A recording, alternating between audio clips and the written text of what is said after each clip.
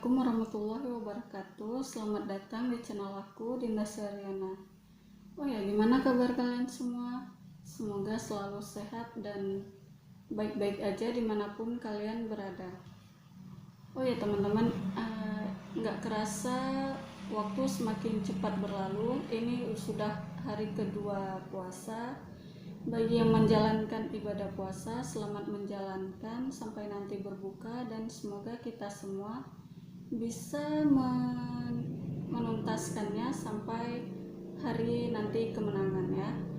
Dan bagi semua kalian yang nonton, selamat menonton. Semoga bisa diambil hikmahnya, bisa diambil pengajarannya, dan aku mohon maaf jika nanti mungkin ada kata-kata yang bahasa asing kurang aku kuasai, dan aku mohon maaf sekali lagi kalau ada part-part dalam bagian ceritanya yang kurang.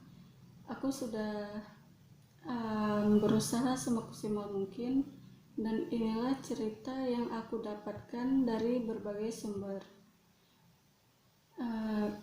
Oh ya, sesuai dengan judul hari ini, aku ingin membahas mengenai seorang wanita tangguh dari tanah Serambi Mekah, Aceh, yang berjuang melawan penjajahan Belanda tanpa rasa takut.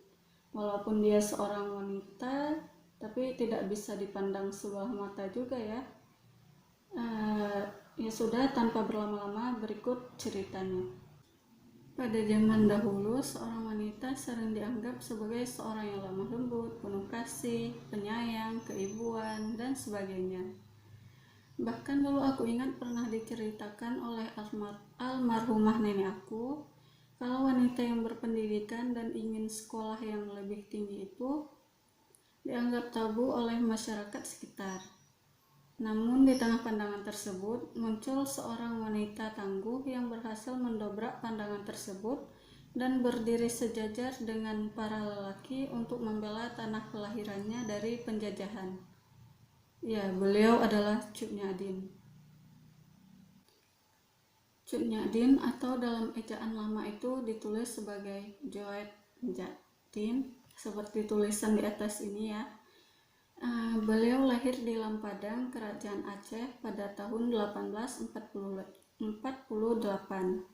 Adalah salah satu perempuan nasional Indonesia yang berasal dari tanah Serambi Mekah, Aceh. Beliau juga dilahirkan dari keluarga bangsawan yang taat beragama di Aceh Besar, wilayah Namkin. Ayahnya bernama Teku Nantasetia, seorang ule balang Namkin, yang juga merupakan keturunan Datuk Makhudum Sati, perantauan dari Minangkabau. Datuk Makhudum Sati merupakan keturunan dari Laksamana Muda Nanta yang merupakan perwakilan Kesultanan Aceh pada zaman pemerintahan Sultan Iskandar Muda di Pariaman. Datuk Makhudum Sati mungkin datang ke Aceh pada abad ke-18 ketika Kesultanan Aceh diperintah oleh Sultan Jamalul Badrul Munir. Sedangkan ibunya merupakan putri dari Ule Balang Lampage.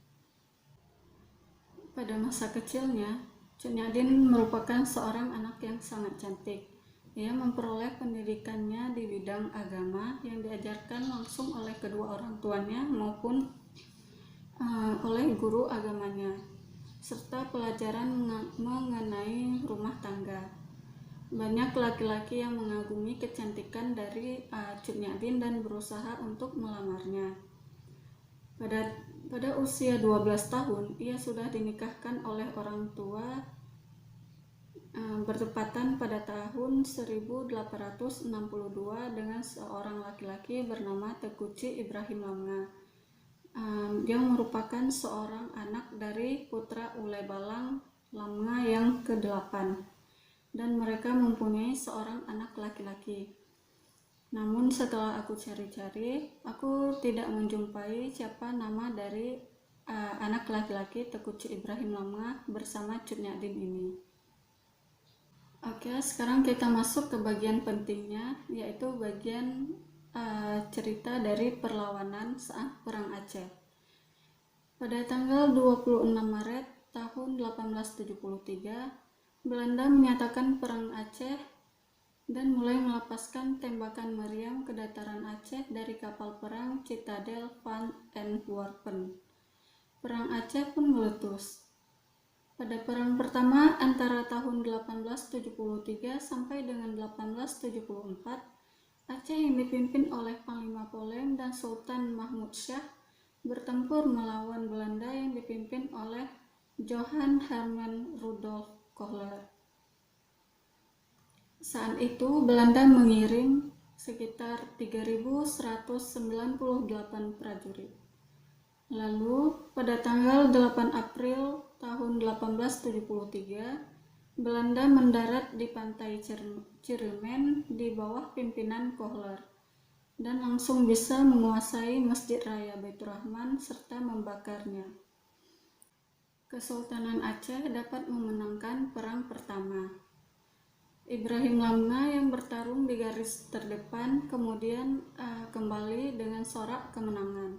Sementara Kohler tewas tertembak pada April 1873.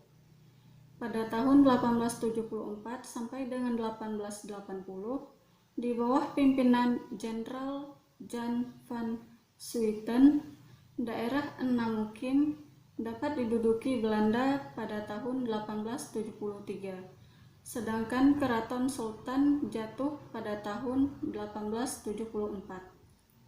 Cut Nyak-din dan bayinya akhirnya mengungsi bersama ibu-ibu dan rombongan lainnya pada tanggal 24 Desember 1875.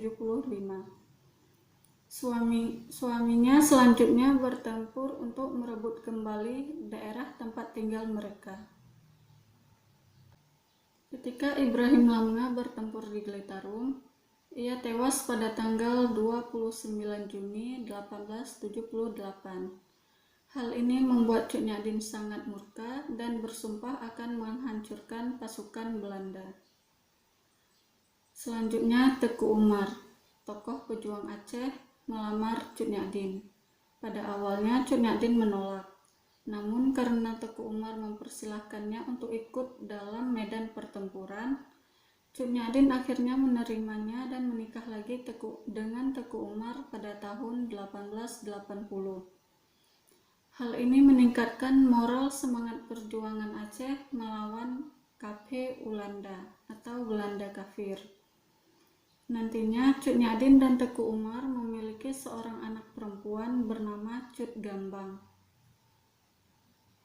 Perang dilanjutkan secara gerilya dan dikobarkan perang fisabilillah. Sekitar tahun 1875, Teku Umar melakukan gerakan dengan mendekati Belanda dan hubungannya dengan orang Belanda semakin erat. Pada tanggal 30 Desember tahun 1893, Teku Umar dan pasukannya yang berjumlah 250 orang pergi ke Kutaraja atau yang sekarang dikenal dengan Banda Aceh dan menyerahkan diri kepada Belanda. Tentu hal ini membuat pasukan Belanda sangat senang karena musuh mereka yang sangat tangguh akhirnya mau membantu mereka. Sehingga pasukan Belanda memberikan Teku Umar gelar Teku Umar Johan Pahlawan dan menjadikannya komandan unit pasukan Belanda dengan kekuasaan penuh. Teku Umar merahasiakan rencana tersebut untuk menipu pasukan Belanda meskipun ia dianggap pengkhianat oleh orang Aceh.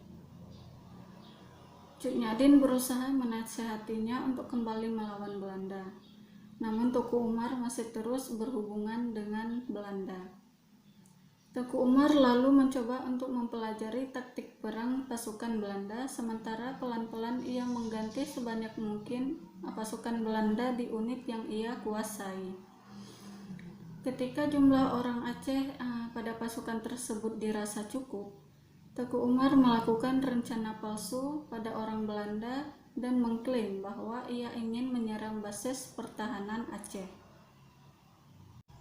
Teku Umar dan Cut Nyak-din pergi dengan semua pasukan dan perlengkapan berat, senjata dan amunisi yang diperoleh dari pasukan Belanda lalu tidak pernah kembali.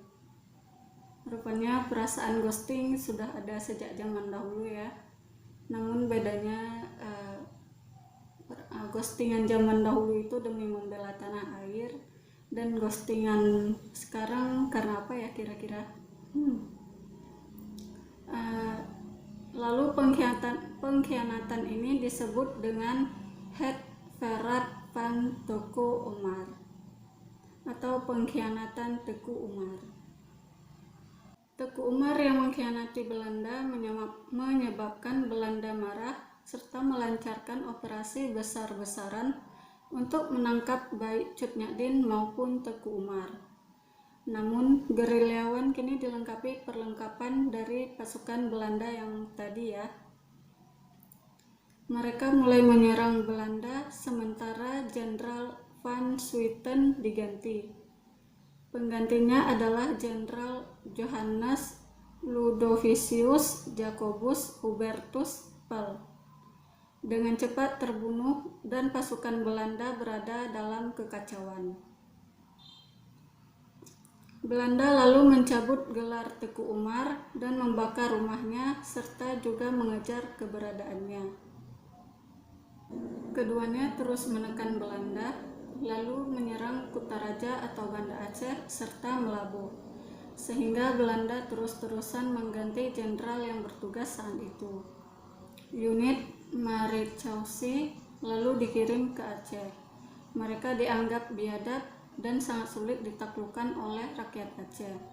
Selain itu, kebanyakan pasukan de Morse merupakan orang-orang Tionghoa yang menghancurkan semua yang ada di hadapannya.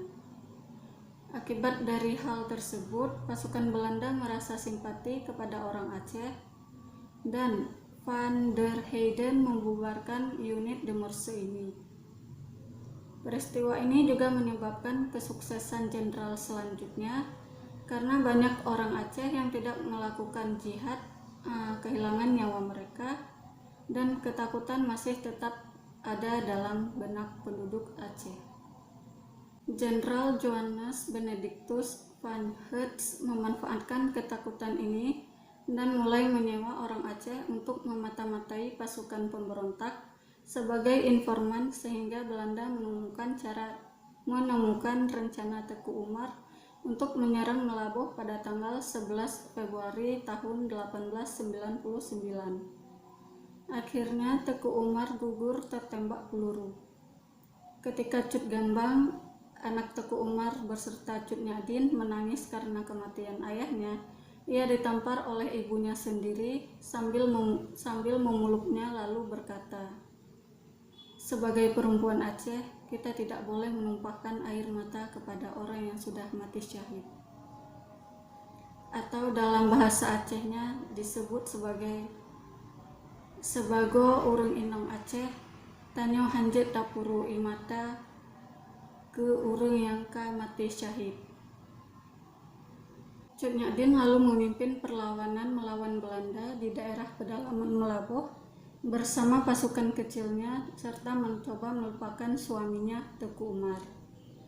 Pasukan ini terus bertempur sampai kehancurannya pada tahun 1901 karena tentara Belanda sudah terbiasa berperang di medan area Aceh. Selain itu, Cut Nyak Dien sudah semakin tua, matanya sudah mulai rabun, dan ia terkena penyakit encok, dan juga jumlah pasukannya yang terus berkurang, serta sulitnya memperoleh bahan makanan. Hal ini yang membuat iba pasukan-pasukannya. Anak buah Cut Nyak Dien yang bernama Pang Laot melaporkan lokasi markasnya kepada Belanda karena merasa iba. Akibatnya, Belanda menyerang markas Cut Nyak Dien di Butung Le Sagu. Mereka terkejut dan bertempur mati-matian.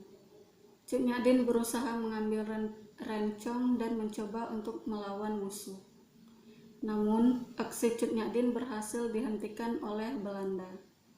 Cut Nyak Dien ditangkap sementara Cut Gambang berhasil melarikan diri ke dalam hutan dan meneruskan perlawanan yang dilakukan oleh kedua orang tuanya.